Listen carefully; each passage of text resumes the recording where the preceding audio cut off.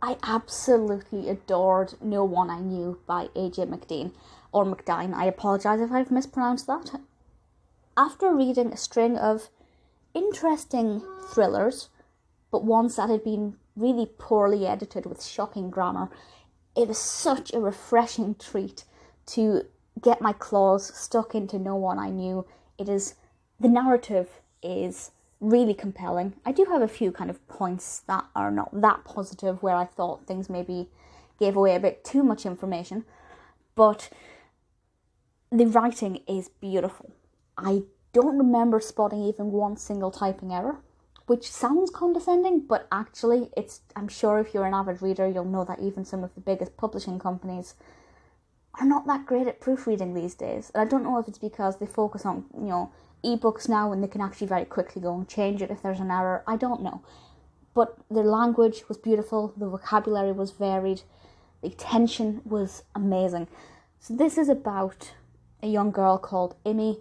I can't actually remember how old she is. I think she's about 3 or 4. And she goes missing one day from her back garden. Her parents and her friends are having a small family barbecue, and she goes missing. And of course the bulk of the novel is trying to work out where she's gone. There is one theory that she went into the river behind their house, and then of course there's the other theory that she was kidnapped. And if she was kidnapped, was it a stranger kidnapping? How did they get her from the garden? Was it somebody they knew? And I will say, the title is actually not a giveaway. I did think, well, are you just blatantly telling us that it was a stranger? I will say, it's not. That title is actually a direct quote from what one of the characters said. It's one of the scenes set in Corfu. There are just a few chapters in Corfu. There are a couple of flashbacks that help to provide some context for some of the things that are revealed. And normally I don't like flashbacks that often in novels, but they're few and far between, and they're not too long, they're not too in depth, and they do actually add substance. So I completely appreciate them, and think they're pretty decent. So I can't say, I refuse, I guess, to say too much about the narrative or its development, or what was actually revealed. I will at the end of this say something that may be a bit of a spoiler, so I will, I'll give full warning for that. But I will say the narrative develops very well. It got to the point quite quickly. We had a little bit of time to set up and get to know the characters, mainly Cleo, who is Amy's mother. Cleo is very much the protagonist here, but we do get obviously hear from Cleo's husband and things, and I feel like information is revealed at a really interesting rate as the narrative progresses.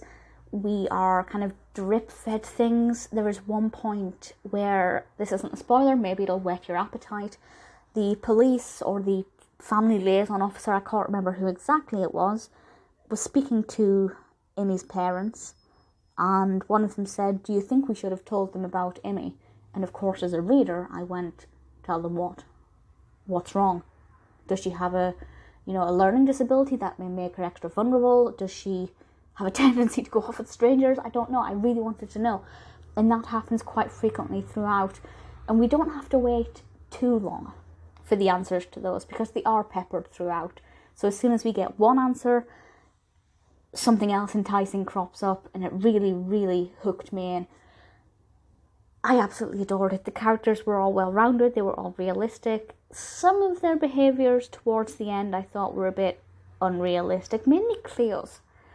But again, it's one of those things where, okay, I felt her actions were not necessarily that believable sometimes, but given the situation she's in, nobody will react in that situation in the same way. So you can kind of take that comment with a pinch of salt. Absolutely loved it, start to finish, thoroughly recommend it. So, the spoiler. This will be a big spoiler. I think I'm probably about to reveal what happened. Although, I'm going to say these are 2 spoilers, but I'll try and pussyfoot around it as best as I can, but this is about to spoil the ending. So I kind of felt like when it was revealed that it was Sheila, I kind of knew it was Sheila. And the moment when I recognised that it was Sheila was when they commented that Amy must have been on somebody's shoulders to see her above the wall. So it had to have been somebody around 5'4". And straight away I kind of thought, well, this probably has to be a female.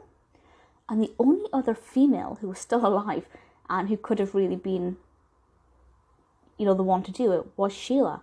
But then I did start to think maybe she was having an affair, and Amy's birth father and her were planning on running off, but then his reaction wouldn't have made much sense with the other affairs that were going on, so I kind of doubted myself. So it did take me a good while to work it out, and once I worked it out, or once I had my suspicions about who it was, the reason for it was not, I didn't know what the reason was, so I was still engaged with reading it. I really liked that. The only bit that I didn't really like about the ending was when Sheila came back to the house during the flash floods or when the river burst its banks. I kind of would have preferred it if it was unclear about what happened to her. I know some readers don't like that. I don't like it when there are loose threads and when bits of the plot haven't been kind of concluded, but I kind of would have liked the reader to make up their own intention, their own minds about that, and their own ideas about what they think happened.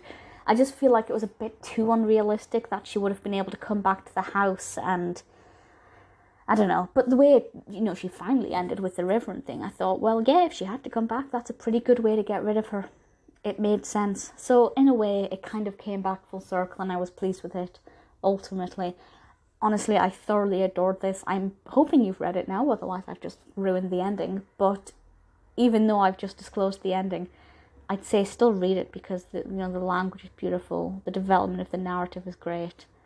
I'm trying to find any faults with it, and apart from the few tiny things that I've mentioned that didn't appeal to me, there is nothing technically wrong with it.